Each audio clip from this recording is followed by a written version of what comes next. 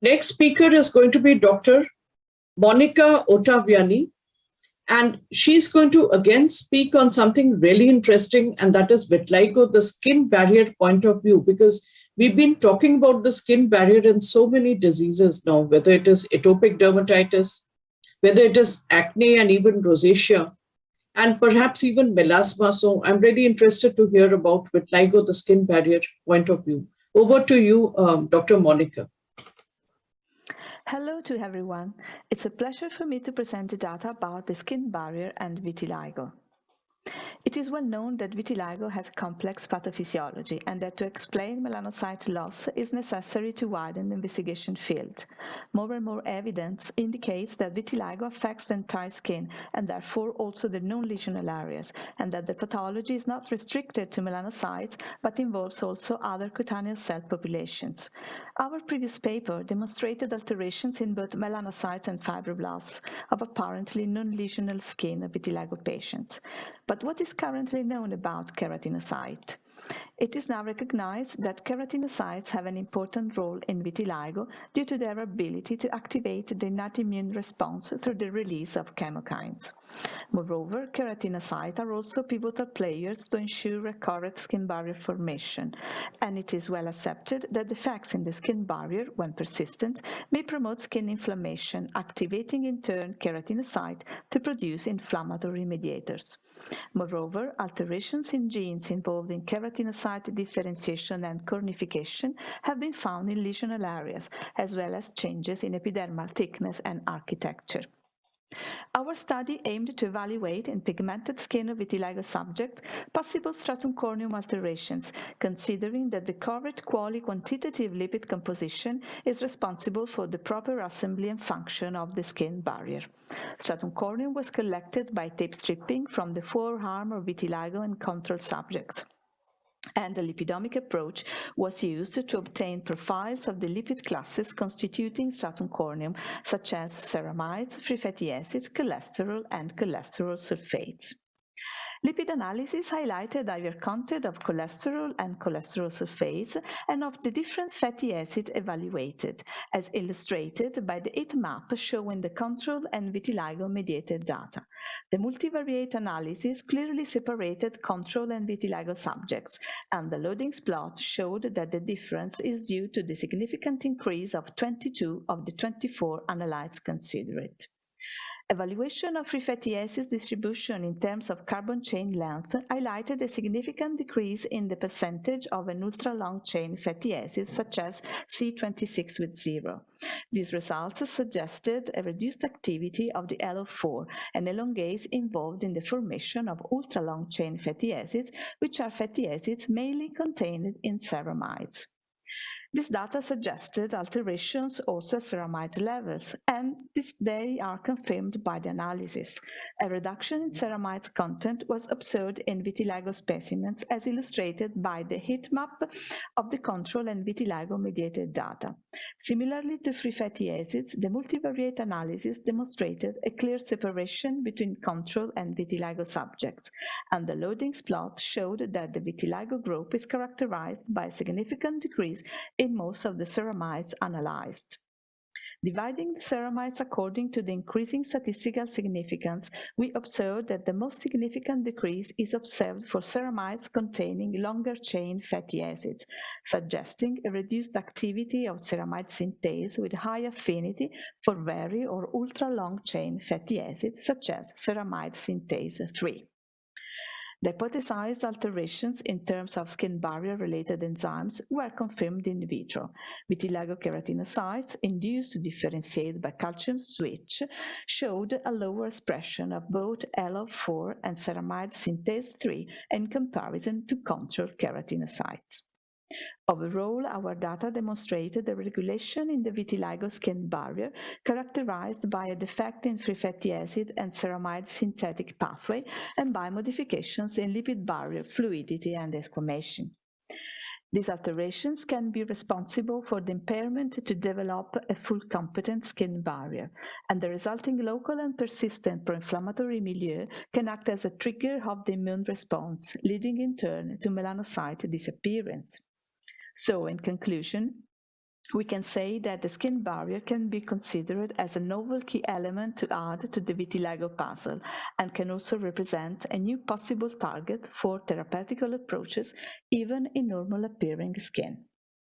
Thank you for your attention and thank you to all the people who worked on this project.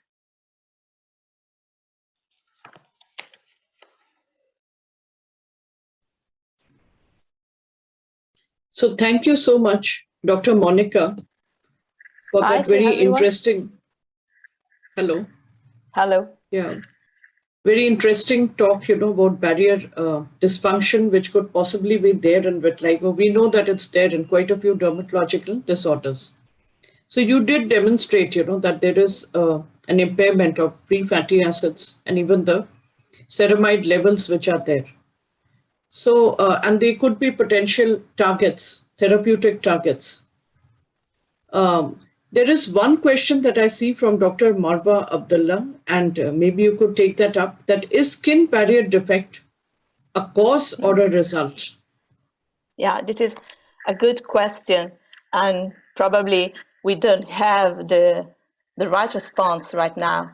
But we can think that the skin barrier alteration is because there is an alteration in keratinocyte differentiation process. So, as well as we found alterations in the metabolism also of melanocytes and fibroblasts.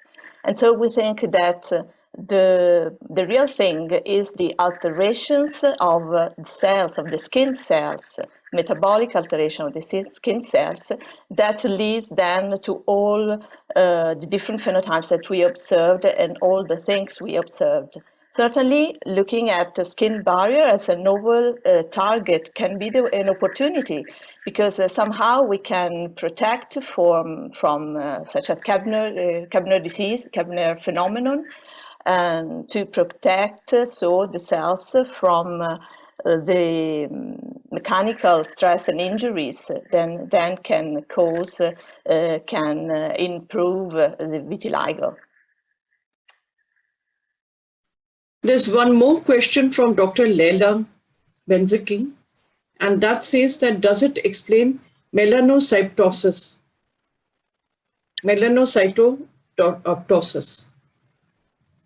Melanocyte, the melanocyte loss, do you mean melanocyte loss? No, yeah, melanocytosis, so apoptosis, melanocyte apoptosis. Probably the word is that, yeah. Yeah, somehow, yes, because the keratinocytes then release the chemokines able to recruit cells, and so leading after all these to melanocyte loss. And so it can be also an adjunctive phenomenon for melanocyte loss.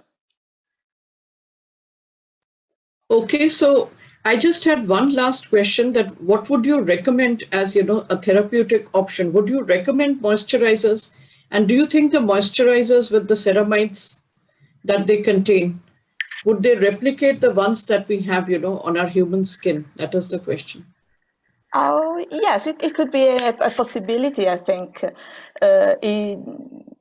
It can be a chance to improve the pathology, and also probably to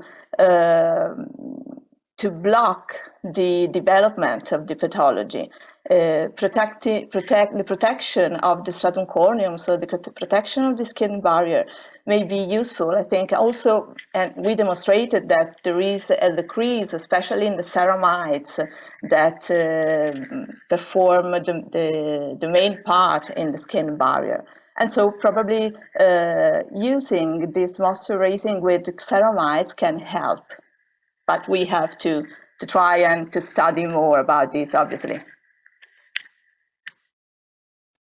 Okay, so I see Dr. Samya's hand is up. That will be the last before we go to the next question. If you have a quick question, Dr. Samya, before we just go over to the next. Yes, I'd like to thank you very much for this interesting study. And actually, Mauro yesterday talked about the same issue, because it's really very interesting. And I think when you have a barrier defect, you should have a change in the skin texture. But what we have is a change in the skin color. That's why I mean the translation of the barrier defect with the incidence of vitiligo it's difficult. I mean, we need a lot of work to find the link. Yeah. Maybe does melanocytology may be related to that? The cadherin defect may be related to the barrier defect? Is it a translation to that? Sorry, I can't hear you. I mean, maybe the repeat? cadherin, yes, maybe the cadherin defects might be a result of the barrier defect. The cadherin expression. The cadherin yes. expression. Yes. Expression. Yes, it could be. It could be. But we have to go deeper in all this. Very interesting. This topic. Yeah. It's opening a big field of research. Thank you for that. It's a new vision. Thank you. So thank you for those questions. I think it was a very interesting presentation.